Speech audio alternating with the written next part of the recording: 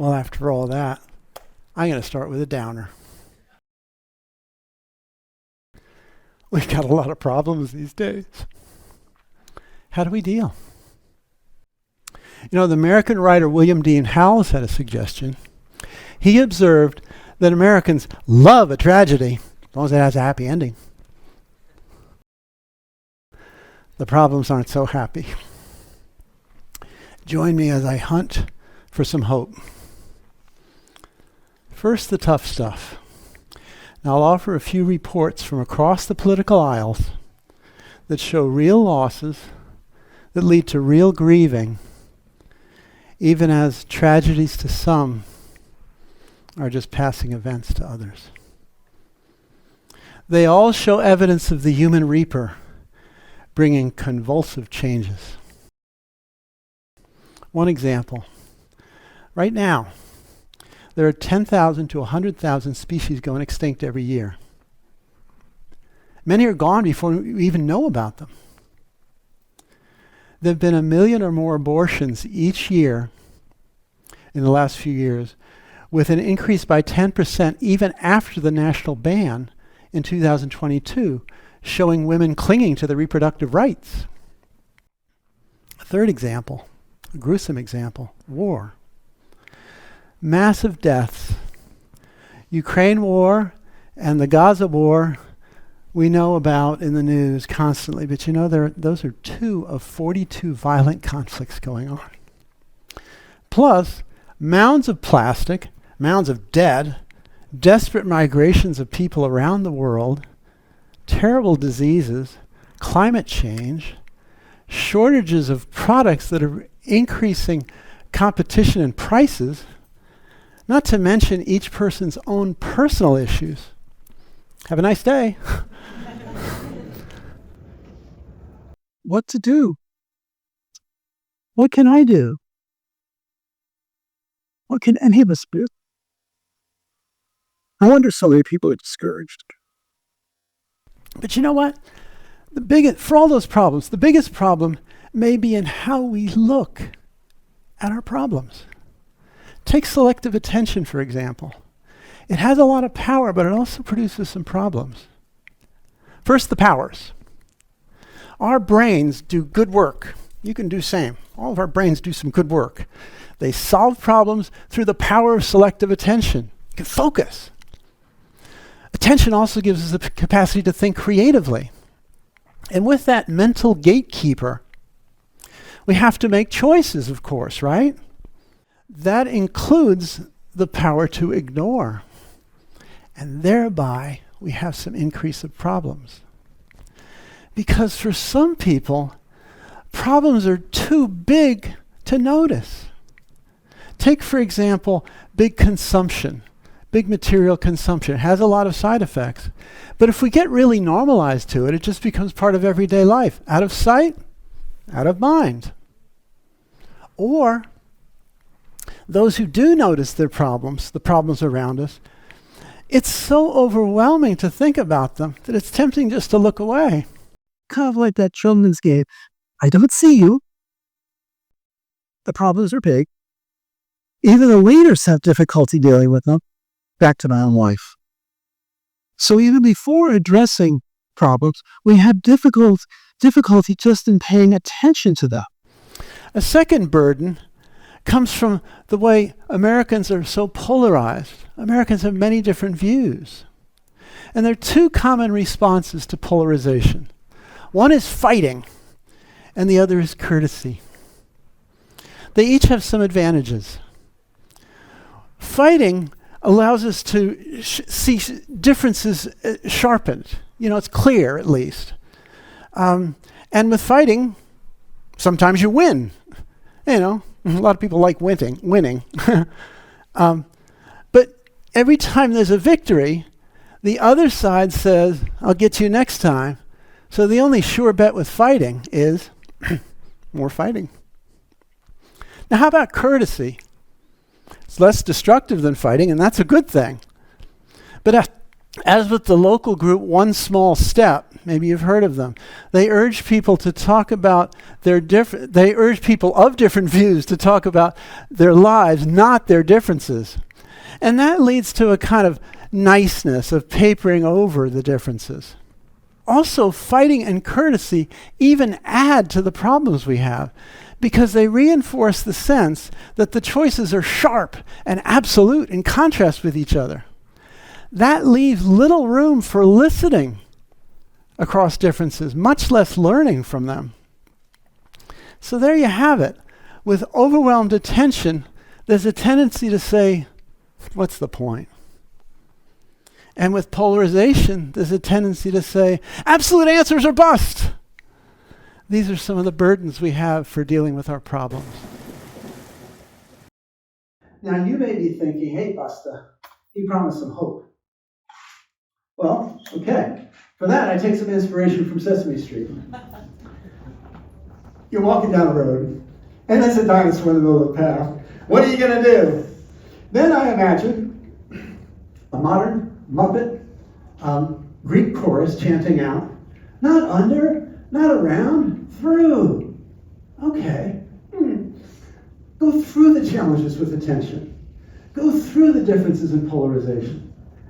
Are there ways to turn our burdens, these challenges, into assets for addressing our many problems? I think so. But how? How to find strength in selective attention? Well, for one thing, no one is responsible for everything. No one can solve all problems. But each person can do something. This is a reminder of the old saying, think globally, act locally. You've probably heard that. But you know, when a lot of people think globally, they end up despairing globally. We're back to the problem. Tap your brain. Tap your selective attention. Try selecting locally. This reminds me that when I teach environmental history courses, I would almost always get a few students after the first class who would come up after the class and say, I'm so interested in this topic because I want to save the earth. To which I would say, that's great. I really admire your passion, but you know what? It's kind of hard to wrap your head around the whole earth. Got a river? Got a street? Got a particular problem that you can focus on?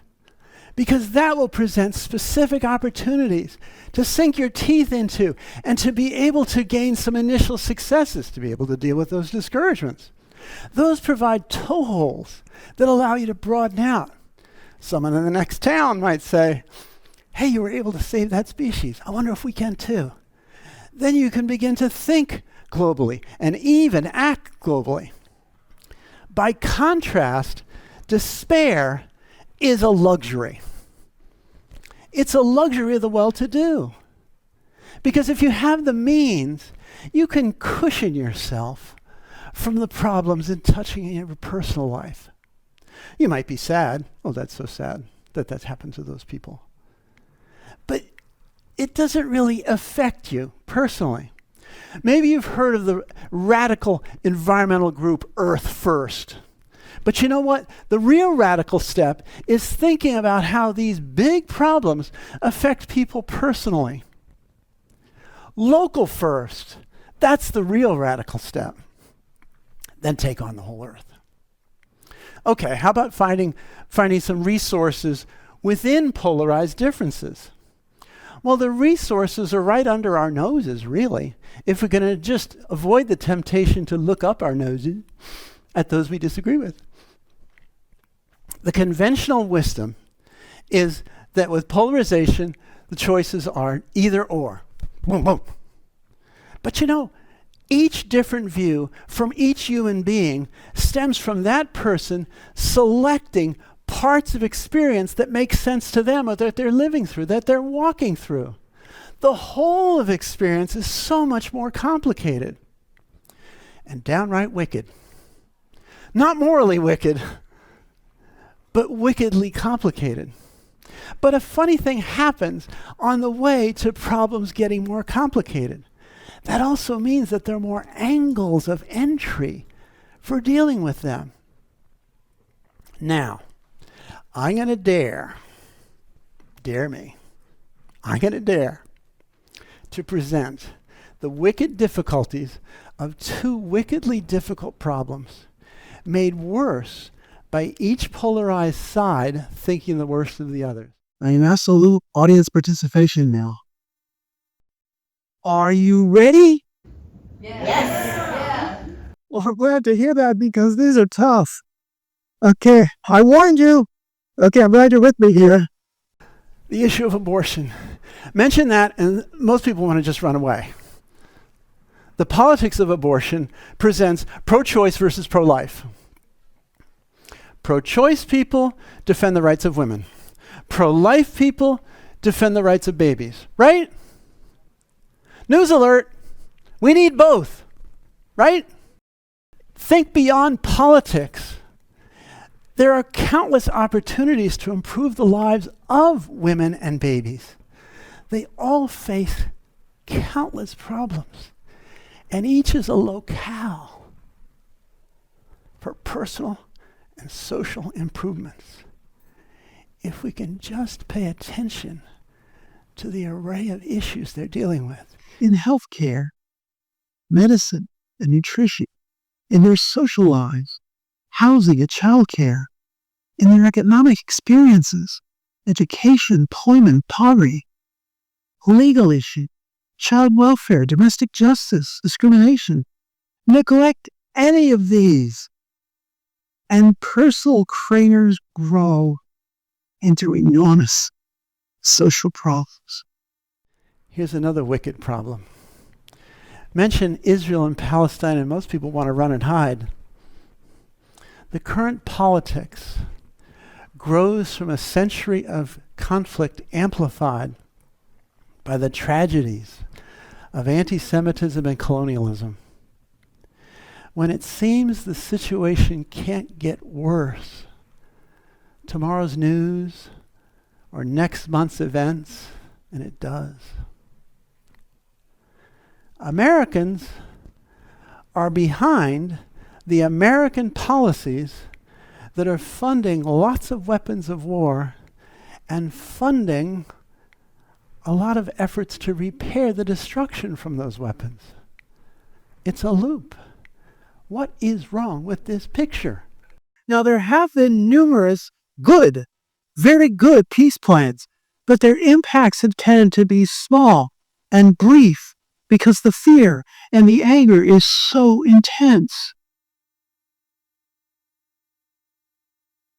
Our politics is based on a realism that itself is based on a kind of idealism that putting in more weapons of war will lead to more possibilities for peace. I suggest a practical idealism as a way to lift up the politics, not instead of the politics, but to give it a boost. Imagine with me, funding seeds for peace. Imagine funds for schools and playgrounds in war-torn areas, businesses and farms, restaurants, entertainment, marketing. Imagine if we would use our skills of making ads that would produce ads for thinking about the other side in more peaceful ways. Popular culture directed in these ways, arts, music, plays, comedy shows. Imagine if the performers would send barbs to each other instead of bullets. Joint religious services. Okay, maybe at first, with members of different faiths on different sides of the sanctuary. Okay. How about peace tourism, where people would walk the walk of what people on each side are experiencing in their everyday lives? You can probably think of more based on things in your own life that give you hope instead of making you angry. Pause the talk. Pause the talk of peace until we can begin to reduce the anger and the fear that is producing more violence. Then talk peace with a fighting chance to grow In the words of the book of Matthew, chapter 13, verse 8, with seeds that grow on good soil to produce many times what was sown. Now, you may think, that seems pretty idealistic, huh? Well, okay. I am an egghead, and you may think, eggheads look at the world through rose-colored glasses. To which I say, guilty as charged. And you know what? Idealism is just a word we give for stuff we like, right? I mean, we say things are ideal because they're stuff that we like. Also, ideals are resources. They serve as leavens, you know, like when you're baking bread, leavens to our politics. And this can start at any point. You don't have to wait for the conciliation to happen to be able to do something. You can imagine your opponents as gadflies instead of as enemies. Gadflies are kind of like teachers. See the resemblance? Gadflies annoy and prod to encourage you to notice things even if you don't like it. That's what gadflies do. Imagine this in the case of abortion. If pro-choice people could notice the genuine losses of life, of babies. If pro-life people could notice the burdens that are happening on women's lives. In the Middle East, if Palestinians could notice the cruelties of terrorism. If Israelis could notice the cruelties of occupation. Each of these very real truths does not negate the very real reality felt and lived on the other side. This can enable some shifting from abstract antagonism to practical action, even in small steps. It doesn't have to be a big stride. All I am saying, to channel John Lennon, but also to channel the book of Matthew, by the way, is give peace some time. Give peace some fertile ground. Give peace a way to grow. And with fractions of the funding needed for weapons of war, we could end the endless loops of violence with anger leading to violence, leading to anger and more violence over and over again. Instead, grow peace. Grow peace. So I've come full circle here with you. Yes, we have big problems, but we make them bigger with the burdens of distraction and fighting. If we could begin to look at problems locally, at least for starting points, if we could move beyond just polarized fighting, this can lead to some non-political upgrades on our politics, as I call it. I've done some research on this, and I invite you to check it out. I also invite the views of Abraham Lincoln, because he had ideas that support these very concepts. He said of public sentiments that they're more powerful than statutes and more powerful than official decisions. With public sentiments, nothing can fail, he said. Without public sentiments, nothing can succeed. Then I imagine Honest Abe tuning in and listening to the music of John Mayer. He didn't really, just, a historian letting you know that. He didn't really. But I imagine him listening to the music of John Mayer, waiting on the world to change. Maybe you know the song. And there's part of the song where Mayer sings that he sees everything that's going wrong with the world and those who lead it. Gosh, that sure sounds like despairing globally, doesn't it? Then I imagine Lincoln going up to Mayer and saying, John, can I have a word with you? You're waiting? You are waiting for the world to change? Really? How about trying to tackle some problems that are within your reach? How about trying to listen to someone you disagree with? You might find some surprises. Because in a democracy, sentiments don't grow by force. They grow by persuasion. And we don't need unanimity to bring about change. And paying attention to that person next to you who's paying attention to other parts of the world might help reveal why they have those ideas that seem so kooky. Now, to reap these improved fruits, start with the roots. Start with what you know. Start with where you live. Start with what you love. Get that right, and politics will follow. And with that, my fellow citizens, I conclude.